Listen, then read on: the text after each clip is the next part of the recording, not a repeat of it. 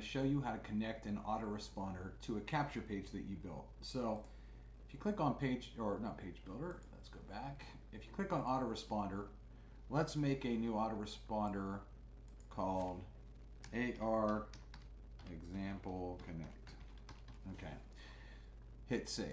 Now, this isn't an autoresponder video, but you're probably going to want to make it from inactive to active, so it'll go out. Okay, now that you've done that, you want to attach this to one of your capture pages. So if you go to click on your page builder and you go to any of your pages, let's say the CBD oil page, or let's see here, free car. Say free car, edit.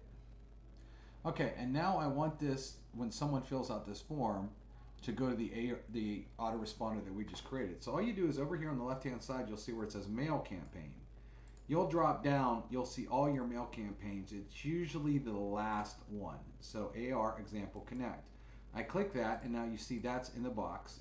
I will literally hit save, and now anytime someone fills in this form, they're automatically going to be getting those AR messages.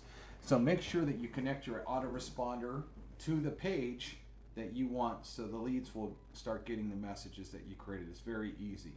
If you already have a page open and you clicked on mail campaign and you didn't see it there, just hit refresh and then you'd probably see it there at the bottom. That's how easy. We make it super simple. Create your autoresponder, come into the page, click on mail campaign, find the name of it, click on it, hit save below, and then that autoresponder is connected to the page.